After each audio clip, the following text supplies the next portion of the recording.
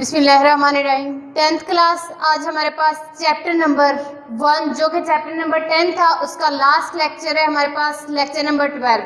Topic है हमारे पास ripple tank. हम वेव मोशन को डिस्कस कर रहे हैं तो इसका लास्ट टॉपिक है रिपल टैंक। अब रिपल आपको पता है रिपल हमारे पास क्या होती हैं, लहरें, ठीक है, वेव्स। टैंक, अब हमारे पास रिपल टैंक क्या है, ये एक ऐसी डिवाइस है जो कि हमारे पास लेबोरेटरी के अंदर वेव्स जो है वो प्रोड्यूस करवाने के लिए उनकी करैक्टरिस्टिक्स को स्टडी करने के लिए यूज़ की जाती है, ठीक है। अब इसकी डेफिनेशन देखते हैं। A device which is used to produce wave and study characteristic of waves. ऐसी डिवाइस है, एक ऐसा इंस्ट्रूमेंट है जिसके ज़रिए से हम लेबोरेटरी के अंदर वेव्स प्रोड्यूस करवाते हैं, चाहे वो वाटर वेव्स हैं या और वेव्स भी हो सकती हैं, ठीक है। And study the characteristics of waves, और क्या करते हैं, वेव्स की जो करैक्टरिस्टिक्स है उनको स्टडी करते हैं।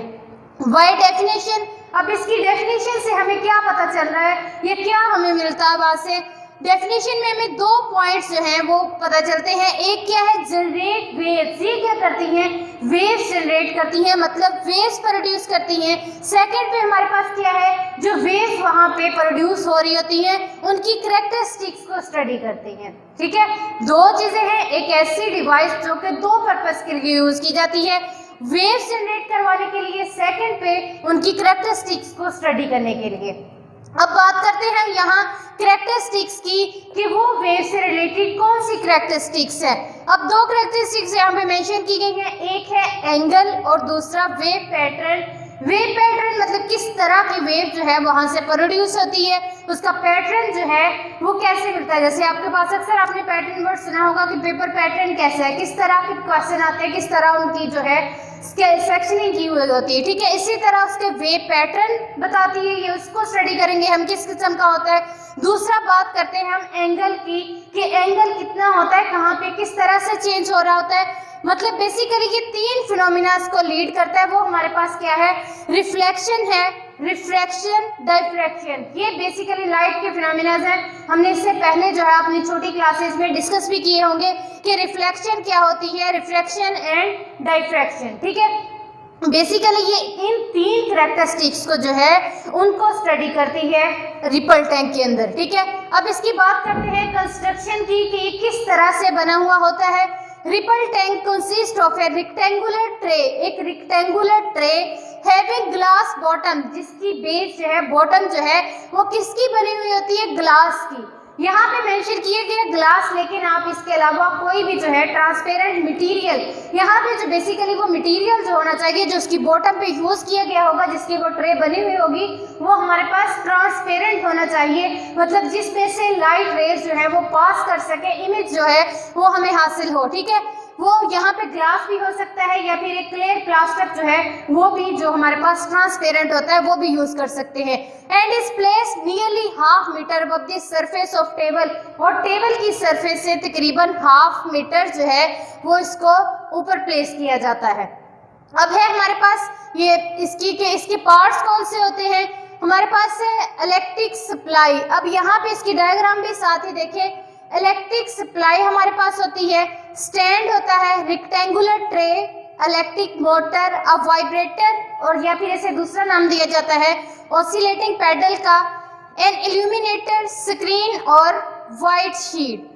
अब हमारे पास सबसे पहले हमने क्या करना है, एक टेबल लेना है और उसके ऊपर एक लेनी है रेक्टेंगुलर ट्रे जो कि ट्रांसपेरेंट मटेरियल, जो उसका बॉटम है वो ट्रांसपेरेंट मटेरियल का बना हुआ होना चाहिए, वो ग्लास भी हो सकता है और प्लास्टिक भी। उसके अंदर हमने क्या करना है, शैलो वाटर, मतलब ज्यादा डीप जो गहरा पानी है वो हमने फिल नहीं करना, ठीक है।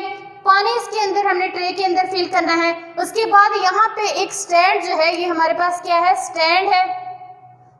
इसकी मदद से हमने यहाँ पे एक वुडन पैडल या फिर उसे ऑसिलेटर का या वाइब्रेटर का नाम दिया जाता है, ठीक है, वो प्लेस करना है। और उसके साथ हमने जो है एक इलेक्ट्रिक मोटर अटैच की हुई है और उसको यहाँ से हम जो है एसी सप्लाई दे रहे हैं, ठीक है, एसी सोर्स के साथ किया है। इसका मकसद क्या है, किस पर्पस के लिए यहाँ पे यूज हो रही है, क्योंकि हमारे पास वेव्स कब प्रोड्यूस होती हैं, जब हम किसी भी मीडियम को डिस्टर्ब करेंगे। अब यहाँ से हमने क्या लिया है, इसके अंदर वाटर फिल किया हुआ है, तो हमने वहाँ से वेव्स प्रोड्यूस करवानी है, तो उसको प्रोड्यूस हमें कोई ना कोई इंस्ट्रूमेंट वहाँ पे चाहिए होगा, कोई ना कोई डिवाइस चाहिए होगी।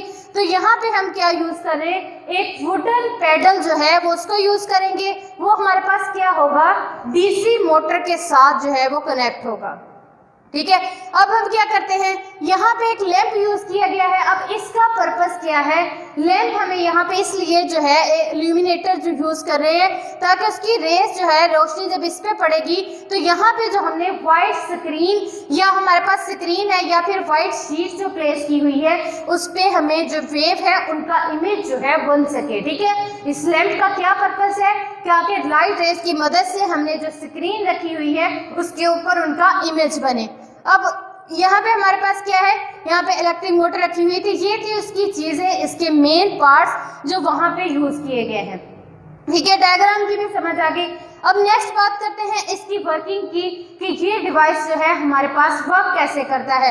अब हमने क्या करना है कि पहले हमारे पास जहाँ पे जो हमने ऑसिलेटिंग पैडल यूज किया है वो हमने क्या करना है कि जो वाटर की सरफेस है उसकी बिल्कुल इस तरह से रखना है कि वो वाटर की सरफेस को टच करे। जिस तरह से ये मार्कर मेरे हाथ को टच कर रहा है, इसी तरह से हमारे पास जो क्या है वो आपके पास जो पैडल है वो क्या करेगा, वाटर की सरफेस को टच करेगा। ठीक है, और यहाँ से हमने क्या किया, डीसी मोटर को एक पावर सप्लाई दे रही है, एसी सप्लाई। ठीक है, एक एसी सोर्स के साथ हमने उसे कनेक्ट किया हुआ है। अब हमने क्या करना है, हमें क्या चाहिए, हमें चाहिए कि हमने इस मीडियम को जो वाटर है उसको डिस्टर्ब करना है, ताकि डिस्टर्ब होगा वहां से वेव जो है वो प्रोड्यूस होगी, मतलब वेव जनरेट हो जाएंगी। उसके बाद हमने उससे रिलेटेड जो कैरेक्टरिस्टिक्स हैं उसकी उनको स्टडी करना है। ठीक है, अब हम क्या करेंगे, यहाँ से उसको सप्लाई देंगे मोटर को, मोटर चलेगी तो हमारे पास ये वाला जो पैडल है, ऑसिलेटरी पैडल है, वो क्या करना शुरू कर देगा, वाइब्रेट करना शुरू कर देगा। ठीक है, इस तरह से क्या करेगा,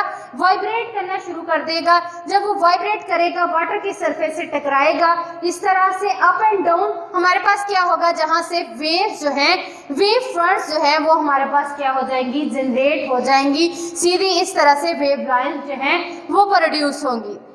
ठीक है, अब हमारे पास क्या होगा कि यहाँ पे हमारे पास जो है लैंप लगा हुआ है। लैंप की रोशनी जब इन पे वाटर पे पड़ी होगी, जो कि हमारे पास ट्रे जो थी वो ट्रांसपेरेंट मटेरियल की बनी हुई थी, मतलब वहां से जो थी रेज इसके अंदर एंटर होगी और नीचे जो हमने स्क्रीन भी ले सकते हैं या फिर व्हाइट शीट जो हमने प्लेस की हुई है वहां पे क्या होगा, उसका इमेज जो है वो बनेगा। अब यहाँ पे आपको इमेज नजर आ रहा है, वेव पैटर्न नजर आ रहा है कि वेव हमारे पास किस तरह की बनी हुई। अब यहाँ पे हमारे पास हमें दो तरह की जो लाइनिंग है वो नजर आ रही है। कुछ लाइनिंग या कुछ हिस्से इसके ब्राइट हैं, जैसे ये वाले जो है हमारे पास ब्राइट है। कुछ जो हिस्से हैं इसके वेव फ्रंट के वो हमारे पास वेव पैटर्न के जो यहाँ हैं वो ब्राइट है और कुछ जो है वो डार्क है। अब ऐसा क्यों है, आपको पता है कि हमारे पास जब भी कोई वेव बनती है इस तरह से हमारे पास क्या होता है कि ये वेव है, इसके हमारे पास दो तरह के होते हैं। एक ये हमारे पास जो अपर पार्ट था उसको हमने नाम दिया था क्रस्ट का, और इक्विलिब्रियम से नीचे वाला जो था वो हमारे पास क्या था, ट्रफ था। ठीक है, अपर इक्विलिब्रियम पोजीशन जो उसकी मेन पोजीशन है, फिक्स पोजीशन है, उससे अपर वाले हिस्से को हमने नाम दिया था क्रस्ट का और लोअर पार्ट को क्या नाम दिया था, ट्रफ का। ठीक है, तो अब यहाँ पे हमारे पास क्या होता है कि जो ब्राइट लाइंस हैं, जो ब्राइट लाइंस है वो कहाँ पे होगी, जहाँ पे क्रस्ट होगा वहाँ पे व्हाइट लाइंस जो है वो जनरेट होगी, प्रोड्यूस होगी, और जहाँ पे ट्रफ होगा वहाँ पे क्या होंगी, डार्क लाइंस होंगी। इस तरह से हमने क्या किया, वेव को जनरेट कराया with the help of ripple tank, और वहाँ से हमें जो है वो एक वेव पैटर्न मिला है। ठीक है,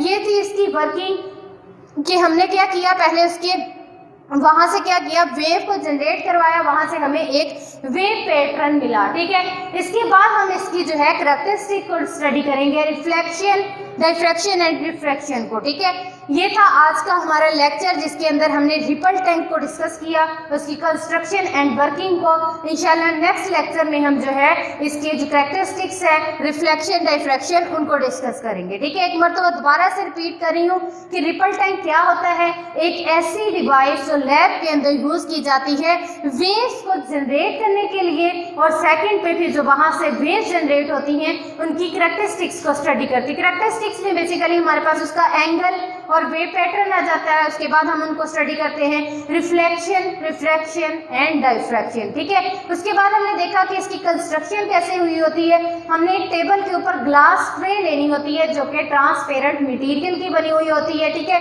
और उसके अंदर हमने वाटर फिल करना होता है जो कि ज्यादा डीप ना हो, शैलो वाटर, ठीक है। अब इसके बाद है इसके पार्ट्स, और हमारे पास जो ग्लास ट्रे है हमने उसे टेबल की सरफेस से नियरली तकरीबन 1/2 मीटर जो है वो अबव रखना है, ठीक है।